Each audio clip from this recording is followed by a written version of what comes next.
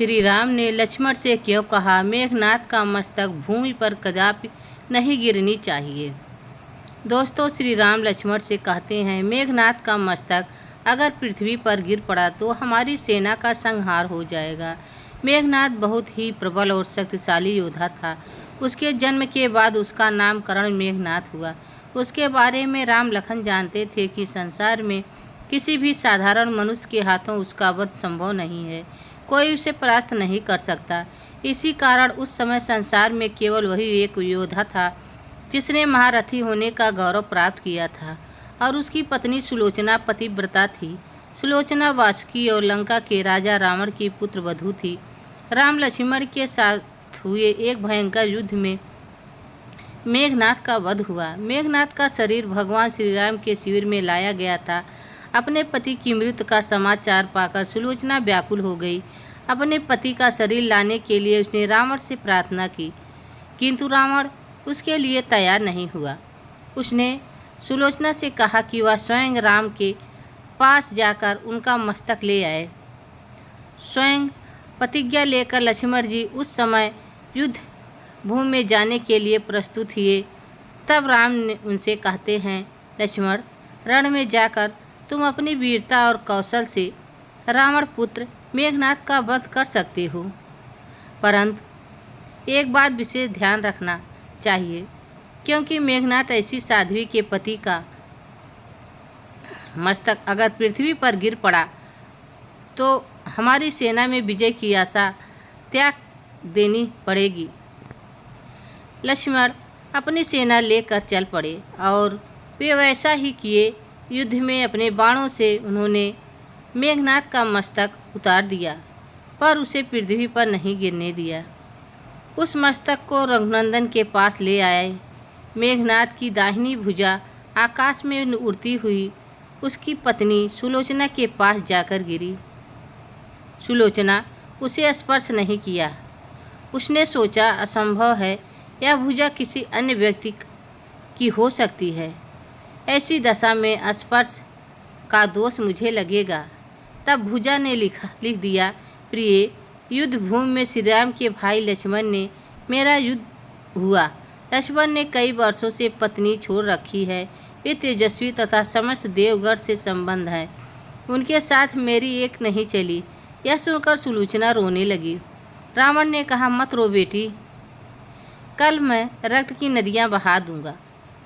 सुलोचना बोली, पर इससे मेरा क्या लाभ होगा? क्या आप मेरे पति की पूर्ति कर सकेंगे? सुलोचना ने निश्चय किया था अपने पति का शव प्राप्त करो। जिस समाज में बाल ब्रह्मचार, परम जितेंद्र लक्ष्मण तथा एक पत्नी के प्रति भगवान श्री राम विद्यमान हैं, उस सभा में तुम्हें जाने से डरना नहीं चाहिए। मुझे विश्वास है। सुलोचना पति का सिर लेने के लिए रामदल में चल दी। सुलोचना को देखकर श्री राम खड़े हो गए और स्वयं चलकर सुलोचना के पास आए और बोले, देवी, तुम्हारे पति विश्व के अनंत योद्धा और पराक्रमी थे। उनमें बहुत से सद्गुण थे, किंतु विधि की लिखी कोई उन बदल सकता है। सुलोचना भगवान की स्तुति करने लगी। श्री राम ने उस बीच में ही टोकते हुए कहा, देवी, मुझे आज्ञा करो कि मैं तुम्हारी किस प्रकार सहायता कर सकता हूँ।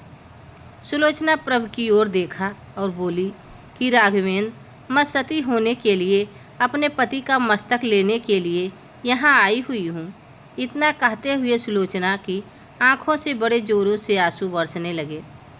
रोते रोते लक्ष्मण की ओर देखा और कहा, सुमित्रा नंदन, तुम भूल कर भी गर्व मत करना कि तुमने मेरे पति को मारा है। तुम्हारी पत्नी पतिव्रता थी और मैं भी पति चरणों में अनुरक्ति रखने वाली थी। फर्क इतना है कि दुर्भाग्य से मेरे पति पतिव्रता नारी का अपहरण करने वाले पिता का अन्न खाते थे और उन्हीं के लिए युद्ध में उतरे थे। सभी योद्धा सुलोचना को राम शिविर में देखकर सोच में पड़ गए थे। वह नहीं समझ पा रहे थे कि सुलोचना को कैसे पता चला कि उसके पति का शीश भगवान राम के पास है। जिज्ञासा शांत करने के लिए सुग्रीव ने पूछ लिया कि यह बात उन्हें कैसे पता चली कि मेघनाथ का सिर श्री राम के शिविर में है। सुलोचना ने स्पष्टता से बता दिया, मेरे पति की भुजा युद्धभूमि से उड़ती हुई मेरे पास चली गई थी। वह लिखकर बता दी। सुलोचना की बात पूरी भी नहीं हुई थी, तभी सुग्रीव हंसकर कहने लगे, तब तो यह सिर बोल भी सकती है। भगवान ने कहा, मित्र यह सब क्या कह रहे हो? तब सुलोचना ने ऐसा कुछ कहा कि सिर हंसने लगा। सभी ने पतिव्रता सुलोचना को प्रणाम किया। सभी पतिव्रता की महिमा से परिचित हो गए थे। चलते समय सुलोचना ने श्री राम से प्रार्थना की, भगवान आज मेरे पति की अंत्येष्टि क्रिया है और मैं उनसे मिलने जा रही हूँ, कृपया आज युद्ध रोक दीजिए। श्री राम ने सुलोचना की प्रार्थना स्वीकार कर ली। सुलोचना शीश लेकर लंका वापस आ गई। लंका में समुद्र के तट पर एक चंदन की चिता तैयार की गई। सुलोचना चिता पर बैठ गई। आखिर क्यों मेघनाथ को सिर्फ लक्ष्मण ही मार सकते थे, राम नहीं? मेघनाथ को एक वरदान प्राप्त था। एक बार रावण को इंद्र द्वारा बंदी बना लिया गया। तब मेघनाथ ने अपने पिता की रक्षा हेतु इंद्र से युद्ध किया और इंद्र को परास्त करके रावण को छुड़ा कर ले आया। इसी से इंद्रजीत के नाम से भी जाना जाता है। मेघनाथ ने तप करके ब्रह्मा जी को प्रसन्न किया। ब्रह्मा जी ने इंद्रजीत को वरदान मांगने को कहा।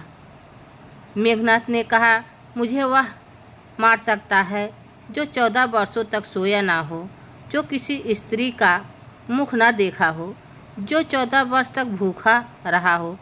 उसके इस वरदान की मांग को बोलकर ब्रह्मा जी ने इंद्रदेव को मेघनाथ की कैद से मुक्ति प्रदान की। श्री राम बोले, मैं 14 वर्षों तक नियमित रूप से लक्ष्मण के हिस्से का फल फूल देता रहा। उन्होंने कहा, मैं खाया ही नहीं। अगस्त मुनि सारी बात समझकर मुस्कुराए। प्रभु से कुछ छिपा है भला?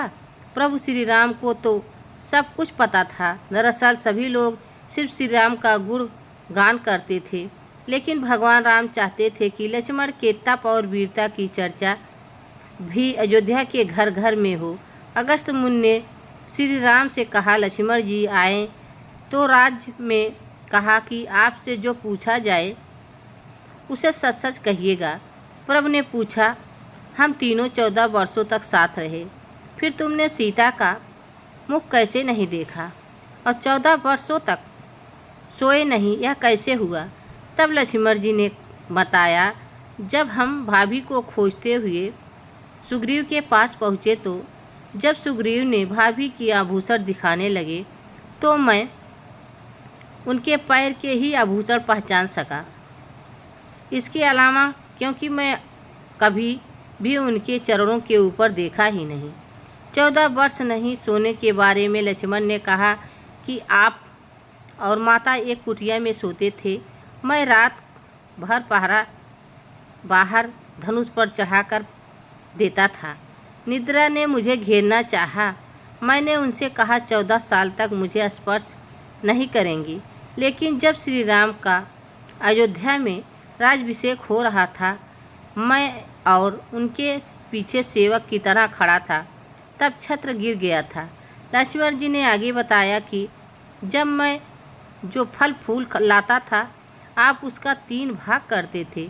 एक भाग देकर आप मुझसे कहते थे, लक्ष्मण फल रख लो। आपने कभी फल खाने को नहीं कहा, तो मैं कैसे खा सकता था? लक्ष्मण भगवान राम से कहते हैं कि मैंने गुरु विश्वामित्र से एक अतिरिक्त विद्या का ज्ञान लिया था, तभी मैं यह सब कर पाया। यह सुनकर राम ने लक्ष्मण को गले से लगा लिया। दोस्तों, यह वीडियो आप सबको कैसी लगी कमेंट में ज़रूर बताना। चैनल पर नए हो तो लाइक सब्सक्राइब ज़रूर करना। तब तक के लिए जय श्री राम, जय सिया राम। धन्यवाद।